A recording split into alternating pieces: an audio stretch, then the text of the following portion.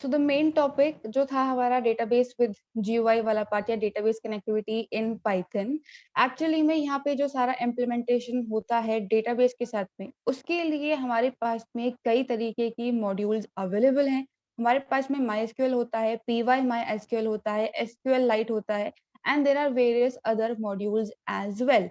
लेकिन यहाँ पे डेटाबेस प्रोग्रामिंग के लिए जो हम मॉड्यूल काम में लेने वाले हैं दैट इज PY MySQL। अब यहाँ पर किसी भी तरीके का डेटाबेस रिलेटेड प्रोग्रामिंग अगर हम इम्प्लीमेंट करते हैं तो उसके कुछ बेसिक स्टेप्स होते हैं जो हमें फॉलो करने पड़ते हैं। सबसे पहला स्टेप होता है हमारा मॉड्यूल को इंपोर्ट करना। बिकॉज यहाँ पे डेटाबेस रिलेटेड वर्किंग है तो उसके अलग मेथड, अलग क्लासेस और अलग फंक्शंस हैं जो कि सारे एक स्पेसिफिक मॉड्यूल के अंदर प्रेजेंट है। सेकेंड, यहाँ पे जो हमारे पास में स्टेप होता है वो ये होता है कि हमें एक कनेक्शन ऑब्जेक्ट क्रिएट करना पड़ता है। देखिए यहाँ पे जब हम MySQL का बेसिक इंट्रोडक्शन डिस्कस कर रहे थे तब मैंने आप लोगों को कहा था कि एज अ नॉर्मल यूजर या एज अ नॉर्मल एम्प्लॉय हम कभी भी डेटाबेस को डायरेक्टली एक्सेस नहीं कर सकते। हमारे पास में वो प्रिविलेज नहीं होता है, वो राइट ही नहीं होता है। तो किसी भी तरीके का कम्युनिकेशन अगर हमें करना हो तो उसके लिए पहले कनेक्शन को एस्टैब्लिश करना पड़ता है, जिसके लिए हमारे पास में एक मेथड अवेलेबल है कनेक्ट नाम का। कैसे काम में होता है वो हम आगे इस स्टेप में देखेंगे। तो सेकंड स्टेप है एक कनेक्शन को एस्टैब्लिश करना, क्योंकि अगर कनेक्शन नहीं होगा तो डेटा कैसे हमारे पास में ट्रैवल होके आएगा। ठीक है। थर्ड हमारे पास में जो स्टेप होता है that is creating the cursor object. अब यहाँ पर स्पेसिफिकली अगर हम डेटाबेस की बात करते हैं, किसी टेबल की बात करते हैं, तो बहुत सारा डेटा हमारे पास में अवेलेबल है। तो कर्सर बेसिकली क्या करता है, अलग अलग तरीके की जितनी भी हमारी क्वेरीज है, चाहे सेलेक्ट हो, अपडेट हो, इंसर्ट हो, डिलीट हो, चाहे जितनी भी क्वेरीज हो, उन सबको एग्जीक्यूट करने का काम करता है कर्सर। मेथड है हमारा और इसे हम कर्सर ऑब्जेक्ट भी कहते हैं क्योंकि कर्सर क्लास के अंदर ये प्रेजेंट होता है। तो किसी भी तरीके का क्वेरी हमें एग्जीक्यूट करना हो या फिर बेसिकली हमें ट्रैवर्सिंग जैसा कुछ काम परफॉर्म करना। ट्रैवर्सिंग क्या होता है, स्टार्ट से लेके एंड तक के सारे डेटा को वन बाय वन एक्सेस करना। तो बेसिकली कर्सर क्या करता है, एक तरीके के पॉइंटर की तरह काम करता है। करंटली वो कौन सी पोजीशन पर है, वो फर्स्ट रो पर है, सेकेंड रो पर है, थर्ड रो पर है, कौन सी रो पे है। तो यहाँ पे अलग अलग तरीके की क्वेरीज को एग्जीक्यूट करने के लिए और प्रॉपर ट्रेवर्सल ऑफ डेटा के लिए हमें यहाँ पे कर्सर ऑब्जेक्ट को क्रिएट करना पड़ता है। अब यहाँ पर इसका सबसे बेस्ट एग्जांपल हमारे पास में जो लैंडलाइन का सिस्टम होता है ना, एग्जैक्टली वो है।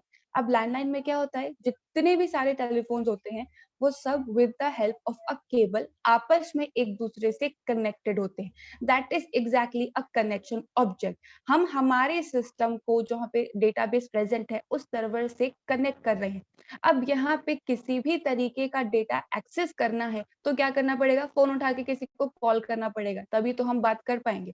तो किसी भी तरीके का डेटा एक्सेस करना है या किस पाथ से डेटा हमारे पास में ट्रैवल होके आएगा, तो पाथ तो हमारे पास में ये कनेक्शन ऑब्जेक्ट है और जो डेटा फेच करने का प्रोसेस है वो इस कर्सर के थ्रू स्पेसिफाई किया जाता है।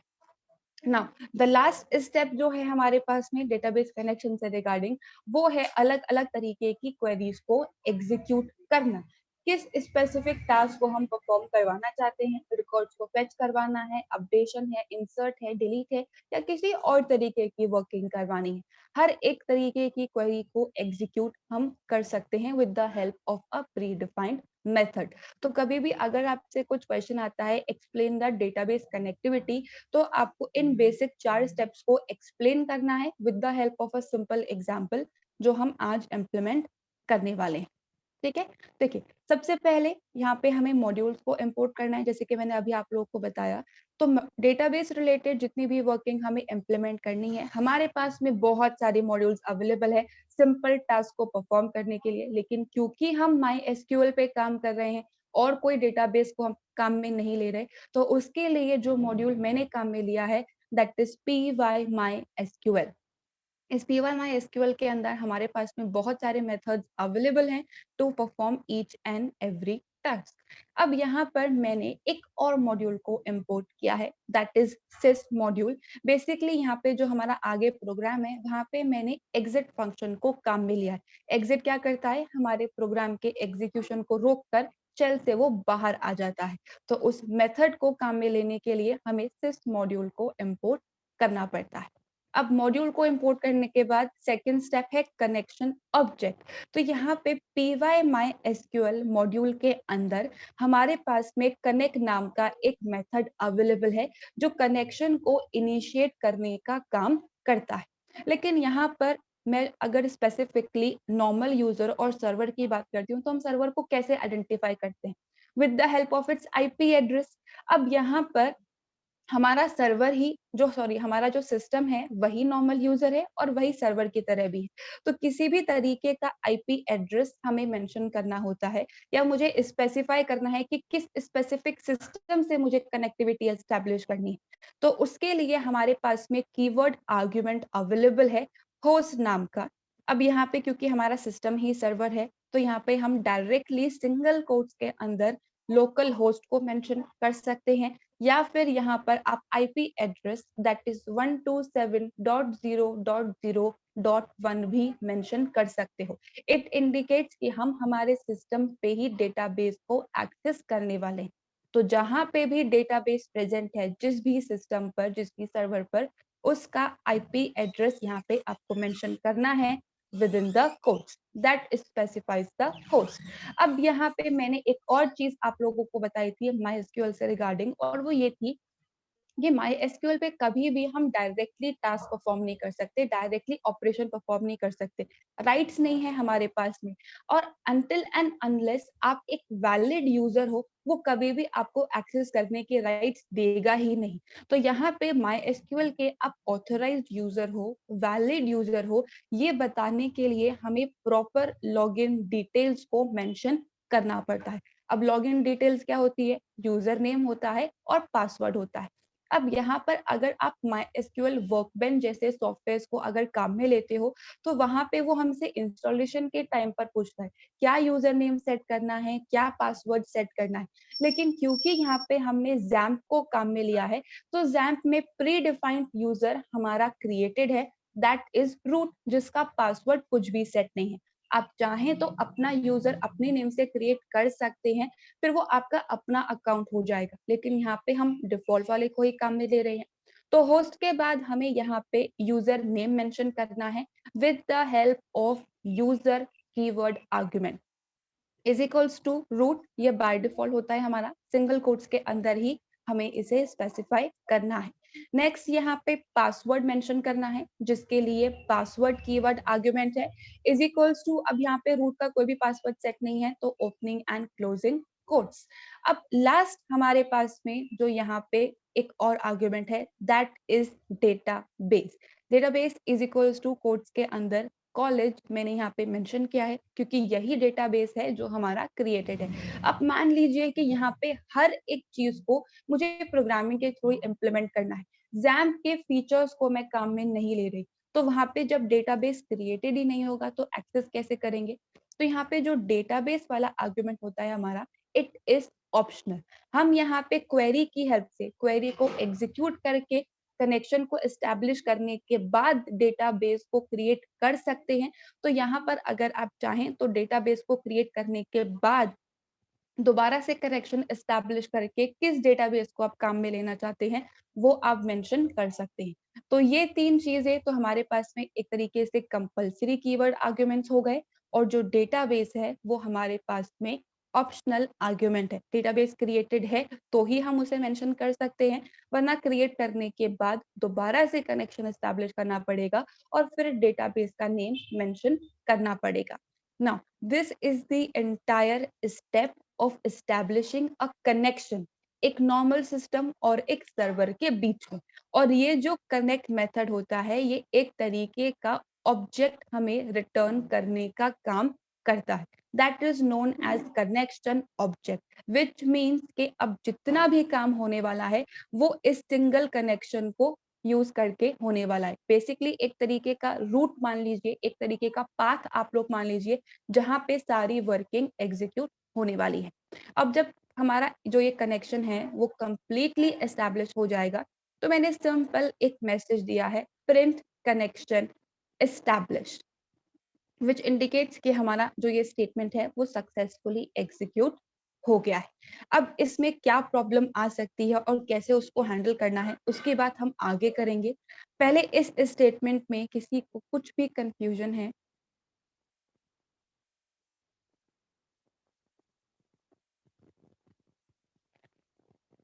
सबको क्लियर है कनेक्टिविटी? देखिए, यहाँ पे अभी हम एज़ अ नॉर्मल यूज़र मैंने ही डेटाबेस क्रिएट करा है और मेरा ही सिस्टम नॉर्मल यूज़र की तरह काम कर रहा है, डेटाबेस की तरह काम कर रहा है, तो मुझे सारी चीज़ें परफेक्टली पता है। सारी चीज़ें परफेक्टली पता होने का मतलब जो-जो मेरे पास में आर्ग्यूमेंट्स यहाँ पे अवेलेबल है, उन सब की करेक्ट वैल्यूज़ मुझे पता है। लेकिन अगर हम यहाँ पे कभी किसी तरीके का प्रोजेक्ट वगैरह या कोई सॉफ्टवेयर बनाते हैं, तो यूजुअली होता क्या है कि कोई और क्लाइंट होता है, क्लाइंट को हमें सारी चीज़ें फॉरवर्ड करनी होती है। अब उसे क्या पता डेटाबेस का क्या नाम है? उसे क्या पता कि ड आईडी क्या है? Normal user does not know these kind of information.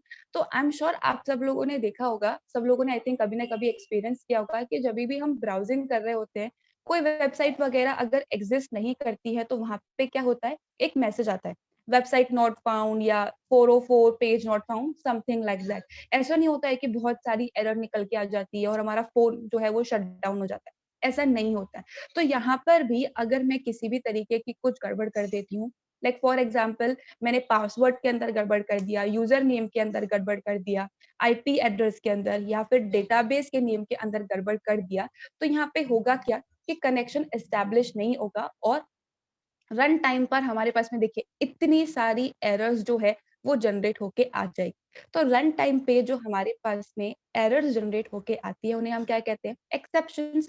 और एक्सेप्शन को हैंडल करने का क्या प्रोसेस होता है वो हम लोगों ने ऑलरेडी देख लिया है। तो instead of writing this statement directly हम क्या करते हैं? इन स्टेटमेंट्स को ट्राई और कैच के अंदर मेंशन करते हैं। उसकी वजह से होगा क्या? अगर बाय चांस हमारे प्रोग्राम के अंदर कनेक्टिविटी में कहीं पे प्रॉब्लम आ भी जाती है इस कनेक्शन वाले स्टेटमेंट में, तो हम उसे हैंडल कर सकते हैं। तो स्टेटमेंट हमारा वही है जो मैंने आप लोगों को एक्सप्लेन किया, बस इसे मैंने यहाँ पे ट्राई ब्लॉक के अंदर मेंशन कर दिया है। तो अगर मैं यहाँ पे कोई गलत यूजर नेम एंटर कर देती हूँ या मैं एक इनवैलिड यूजर हूँ, मेरे पास में राइट नहीं है एक्सेस करने का, पर मैं यहाँ पे किसी न किसी तरह उसे एक्सेस करना चाहती हूँ, तो यहाँ पे अगर प्रॉपर क्रेडेंशियल्स आपके पास में नहीं है, प्रॉपर इन्फॉर्मेशन नहीं है, तो फिर आएगी एक एरर। उस एरर को हम कैसे हैंडल करते हैं? With the help of except block. अब यहाँ पे मुझे एक्चुअली में एरर का नाम पता नहीं है, तो जब मुझे उसका पता नहीं है, तो मैं यहाँ पे एक्सेप्शन क्लास मेंशन नहीं कर सकती हूँ। जब एक्सेप्शन क्लास में यहाँ पे मेंशन नहीं करूँगी, तो फिर कैसे काम होगा? ऑप्शन होता है, डायरेक्टली एक्सेप्ट ब्लॉक को मेंशन कर सकते हैं। ये क्या करेगा? सारी टाइप की एक्सेप्शंस को अपने अंडर कंसिडर कर लेगा। तो मैंने सिंपली यहाँ पे लिखा है एक्सेप्ट, उसके बाद सिंपली एक मैसेज प्रिंट करवा दिया है that is connection did not occur, या फिर आप लिख सकते हैं एरर could not happen या page not found, database not found, किसी भी तरीके का एरर मैसेज आ सकता है। और उसके बाद मैंने यहाँ पे लिखा है sys.exit which means कि हम हमारे प्रोग्राम से एग्जिट कर जाएंगे। तो अगर मैं यहाँ पे सेम यूजर नेम में कुछ गड़बड़ कर देती हूँ, रूट की जगह मैंने रॉट लिख दिया है विच इज रॉन्ग, तो अब अगर हम अपने इस प्रोग्राम को रन करते हैं तो देखिए किसी भी तरीके का अब मेरे पास में एरर जनरेट होके नहीं आया है, सिंपल मैसेज आ गया है that is connection did not occur. तो कनेक्शन एस्टैब्लिश करने के टाइम पे हो सकता है कि कभी कभी हमारे पास में एरर जनरेट होके आ जाए, तो instead of writing this statement alone, make sure कि आप लोग ट्राई और एक्सेप्ट के अंदर इसी तरीके से इसे मेंशन करें। तो यहाँ पे अगर कुछ गड़बड़ हो भी जाती है तो वो हैंडल हो जाएगा। आई एम श्योर इतना पार्ट सबको क्लियर है।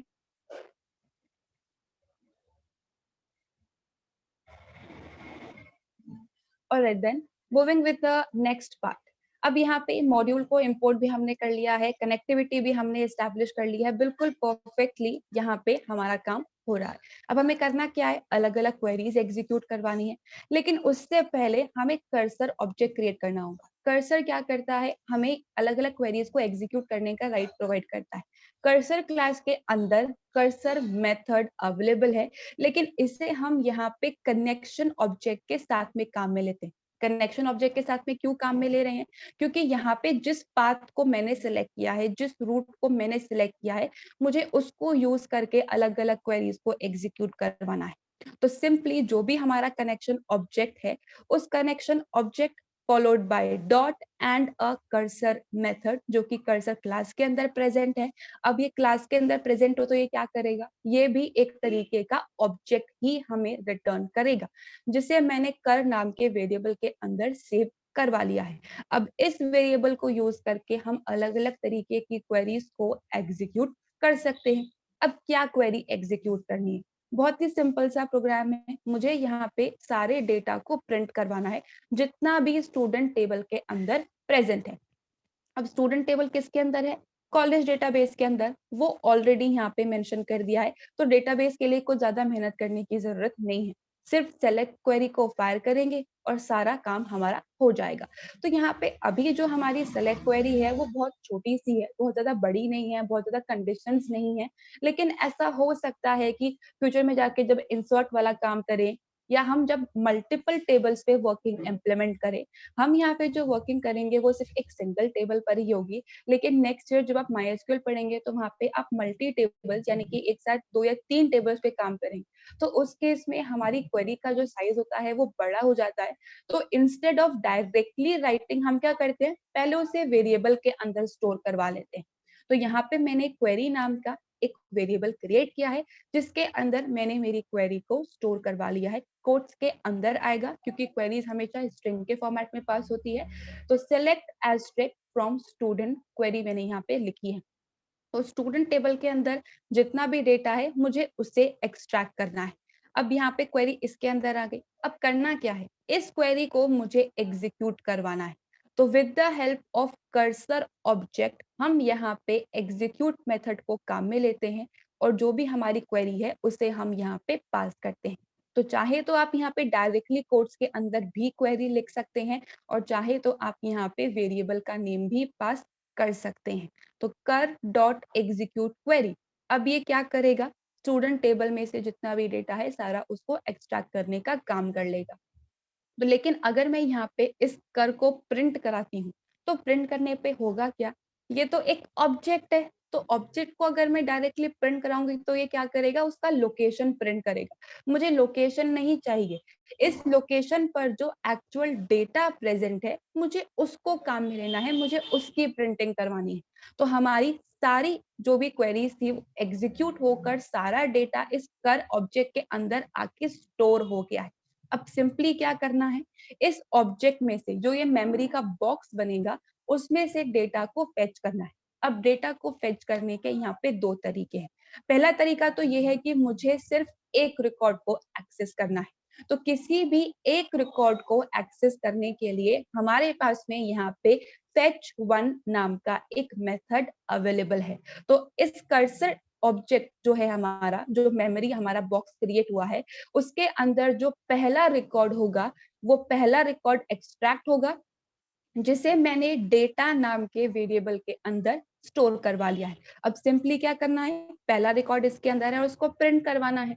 तो डायरेक्टली लिख सकते हैं प्रिंट, और यहाँ पे मैंने डेटा नाम का वेरिएबल मेंशन कर दिया है। अब फ्यूचर में और भी रिकॉर्ड आ सकते हैं, तो मैंने यहाँ पे सिर्फ कॉमा लगा के 2/n मेंशन किए हैं, तो 2 ब्लैंक लाइन यहाँ पे इंसर्ट हो जाएगी। अब यहाँ पे जो ये फेच वन हमारा मेथड होता है, ये टपल एक हमें रिटर्न करता है। देखिए डेटाबेस में डायरेक्टली चीजें हम एक्सेस नहीं कर सकते, डायरेक्टली चीजें इंप्लीमेंट नहीं हो सकती। और टपल क्या होता है, एक तरीके का इम्यूटेबल आइडेंटिटी है। तो इसी वजह से यहाँ पे जो डेटाबेस है वो हमेशा रिजल्ट को हमें टपल के फॉर्म में ही रिटर्न करने का काम करता है। तो अगर हम इस डेटा को प्रिंट करवाते हैं, तो स्टूडेंट टेबल के अंदर जो पहला रिकॉर्ड है वो कौन सा है, रोल नंबर 101 का। तो यहाँ पे उस 101 की सारी इंफॉर्मेशन प्रिंट होके आ जाएगी। लेकिन एक रिकॉर्ड नहीं चाहिए। एस्ट्रिक का मतलब क्या होता है, जितना भी सारा डेटा है वो सारा डेटा मुझे एक्सट्रैक्ट करवाना है। तो सारा डेटा मैंने एक्सट्रैक्ट करवाया है, लेकिन वो इसके अंदर प्रेजेंट है। अब पहला रिकॉर्ड तो मैंने यहाँ पे प्रिंट करवा लिया, तो अब होगा क्या, ये कर्सर जो है ये एक तरीके के पॉइंटर की तरह काम करेगा। तो पहले रिकॉर्ड को प्रिंट करने के बाद ये ऑटोमेटिकली सेकंड रिकॉर्ड को पॉइंट करने लग जाएगा। अब नेक्स्ट जो स्टेटमेंट मैंने यहाँ पे लिखा है that is data is equals to cur dot fetch all. Fetch all का मतलब ये होता है कि जितना भी डेटा इस मेमोरी लोकेशन प्रेजेंट है वो सारा डेटा मुझे एक्सट्रैक्ट करना है। तो पहला रो तो मैंने यहाँ पे प्रिंट करवा लिया। करंटली हम सेकंड वाला जो रो है, सेकंड जो रिकॉर्ड है, उसको पॉइंट कर रहे हैं। तो सेकंड से लेके एंड तक का जितना भी डेटा है वो सारा डेटा एक्सट्रैक्ट होगा और एक टपल के फॉर्म में हमें यहाँ पे रिटर्न होगा, जो मैंने फिर से डेटा नाम के वेरिएबल के अंदर स्टोर करवा लिया। अब यहाँ पर अगर मैं इस डेटा को प्रिंट करवाती हूँ तो जो हमारे पास में स्ट्रक्चर प्रिंट होके आएगा वो होगा नेस्टेड टपल टाइप का। नेस्टेड टपल टाइप का क्यों होगा? क्योंकि यहाँ पे रिकॉर्ड नंबर 2 है, रिकॉर्ड नंबर 3 है, रिकॉर्ड नंबर 4 है, रिकॉर्ड नंबर 5 है। तो 4 स्टूडेंट्स का रिकॉर्ड मतलब 4 टपल। तो बेसिकली ये सारे एक सिंगल टपल के अंदर इनक्लोज्ड होंगे। तो नेस्टेड टपल टाइप का हमारे पास में डेटा आएगा। अब नेस्टेड टाइप नहीं चाहिए, एक एक करके रिकॉर्ड को प्रिंट करवाना है। तो टपल तो एक तरीके का आइटरेबल स्ट्रक्चर ही है, तो लूपिंग करके हम इस पे प्रिंटिंग करवा सकते हैं। तो फॉर रो इन डेटा मैंने यहाँ पे लूपिंग इम्प्लीमेंट करी है। तो जो भी इसके अंदर करंटली डेटा है, वन बाय वन स्टार्ट से लेके एंड तक सारा डेटा टपल के फॉर्म में हमारे पास में प्रिंट होके आ जाएगा। तो सबसे पहला जो ये रो वेरिएबल है वो सेकंड वाले रिकॉर्ड को रेफर कर रहा होगा। तो प्रिंट रो यानी कि रोल नंबर यानी कि आईडी 102 का रिकॉर्ड प्रिंट हो जाएगा। फिर इंक्रीमेंट होके ये थर्ड रिकॉर्ड को पॉइंट करने लगेगा। तो अब यहाँ पे क्या होगा, 103 का डेटा प्रिंट हो जाएगा, फिर 104 का, फिर 105 का and so on up till जितना भी डेटा हमारे पास में प्रेजेंट है। तो किसी एक रिकॉर्ड को फेच करना हो तो फेच वन, सारे रिकॉर्ड्स को फेच करना है तो फेच ऑल। अब फेच ऑल के केस में क्योंकि नेस्टेड टपल टाइप का स्ट्रक्चर आता है तो लूपिंग करवा के हम उसकी प्रिंटिंग करवा सकते हैं। अब यहाँ पे दो और स्टेप्स हैं that is closing the cursor and closing the connection.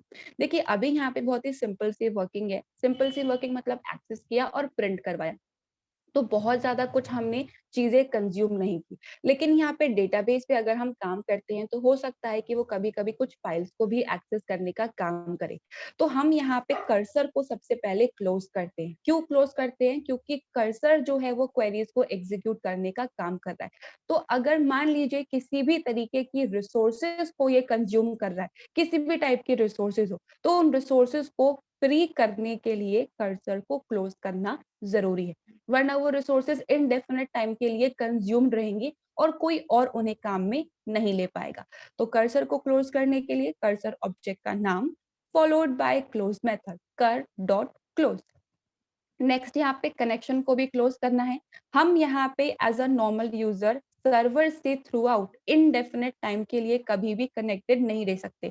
हमने रिक्वेस्ट करी, उसने डेटा हमें प्रोवाइड करिया, दैट्स इट, वर्किंग खत्म हो गई, अब कनेक्शन को क्लोज कर दो। तो कनेक्शन ऑब्जेक्ट का नाम dot followed by close method. तो these two are the last statements किसी भी तरीके की डेटाबेस कनेक्टिविटी को एस्टैब्लिश करने के लिए, कर dot close and cone dot close. तो अगर हम अब इस प्रोग्राम को एग्जीक्यूट करते हैं तो देखिए सबसे पहले हमारे पास में मैसेज आया है कनेक्शन एस्टैब्लिश्ड, मतलब सारी जो हमने चीजें मेंशन करी हैं, host and user and password and database का नेम, वो सारी चीजें बिल्कुल सही है, एक्सेप्शन नहीं आया। उसके बाद कर्सर को क्रिएट किया, क्वेरी एग्जीक्यूट किया और फेच वन मेथड को काम में लिया। तो फेच वन क्या करता है? सिर्फ पहले रिकॉर्ड को रिटर्न करने का काम करता है। करंटली हमारा कर्सर जिसे भी पॉइंट कर रहा होगा ना, वो वाला रिकॉर्ड हमें फेच होके मिलेगा। तो अभी तो हमने डेटा को एक्सेस करना स्टार्ट ही नहीं किया, तो यहाँ पे सिर्फ पहला रिकॉर्ड दैट इज 101 का यहाँ पे हमारे पास में रिकॉर्ड रिटर्न हुआ है। ठीक है, अब यहाँ पे फिर मैंने 2 स्लैशन दिए थे तो ये 2 ब्लैंक लाइन आ गई है। उसके बाद फेच ऑल वाला पार्ट मैंने इम्प्लीमेंट किया था, तो फेच ऑल में 102 से लेके 105 तक का सारा डेटा हमारे पास में प्रिंट हो गया है। अब यहाँ पे अभी भी जो डेटा है वो थोड़ा सा प्रॉपर फॉर्मेट के अंदर नहीं है। एज अ नॉर्मल यूजर अब ये 101 किसे रिप्रेजेंट कर रहा है मुझे क्या पता, एम किसे रिप्रेजेंट कर रहा है मुझे क्या पता, what this is the information क्या है मुझे नहीं पता, ये डेट टाइम डॉट डेट क्या आ रहा है ये मुझे नहीं पता। तो यहाँ पे हम नॉर्मली डेटा को प्रिंट नहीं करवाते बल्कि क्या करते हैं, टैबुलर फॉर्मेट के अंदर डेटा को प्रिंट करवाते हैं। आई एम श्योर आप लोगों को याद होगा ट्री व्यू हमने एक इम्प्लीमेंट किया था, तो ट्री व्यू की हेल्प से इस सारे डेटा को प्रिंट करवाया जाता है, क्योंकि यहाँ पे जो ये फॉर्मेट है फिर ये मॉड्यूल और मेथड्स के नेम भी बताने लग जाता है और टपल के अंदर आ रहा है, तो वैसे ही डेटा आधी बार गड़बड़ रहेगा। तो यहाँ पे सिंपल प्रिंटिंग करवानी हो तो we can use this type of concept, लेकिन यहाँ पे यूजुअली फ्रेम्स को यूज करके डेटा को प्रिंट करवाया जाता है, तो वो हम नेक्स्ट एग्जाम्पल में कवर करेंगे। लेकिन इस प्रोग्राम में किसी भी स्टेप में किसी को कुछ भी कंफ्यूजन है तो आप लोग पूछ लीजिए, बिकॉज यही सारी चीजें बार बार अब आने वाली हैं।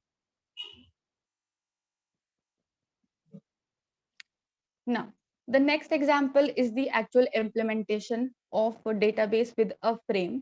अब यहाँ पे देखिए क्वेरी हमारी बिल्कुल वही है जो हमने लास्ट वाले प्रोग्राम में एग्जीक्यूट किया, कनेक्शन भी बिल्कुल वैसे ही हमने एस्टैब्लिश किया है, कर्सर वैसे ही क्रिएट किया है, सारी चीजें वही हैं।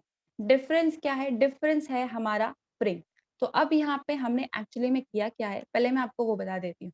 देखिए सिंपली मैंने यहाँ पे एक फ्रेम क्रिएट किया है, इस फ्रेम पे मैंने एक ट्री व्यू को क्रिएट किया है, अलग अलग हेडिंग्स है, यहाँ पे अलग अलग कॉलम्स है, जितना भी डेटा था डेटाबेस के अंदर स्टूडेंट टेबल के अंदर वो सारा मैंने प्रिंट करवाया है।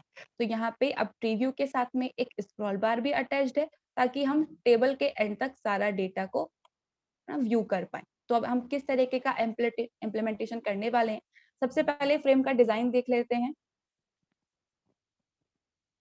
उसके बाद will move to the actual program part. Right guys, I think example नहीं होगा, हम कल ही इस एग्जाम्पल को स्टार्ट करेंगे, ऑलमोस्ट हमारा टाइम ओवर हो गया है, क्योंकि यहाँ पे चीजें अब थोड़ी सी अलग तरीके से काम करेंगी, हम इस टीवीओ की स्टाइलिंग भी करने वाले हैं। एक बार ही आप पहले वाला जो एग्जाम्पल है उसको इम्प्लीमेंट करके देख लीजिएगा, किसी को कुछ भी प्रॉब्लम आती है then let me know tomorrow. इस वाले एग्जाम्पल को फिर हम कल से ही स्टार्ट करेंगे बिकॉज अभी सिर्फ 1 मिनट ही बाकी है। ओके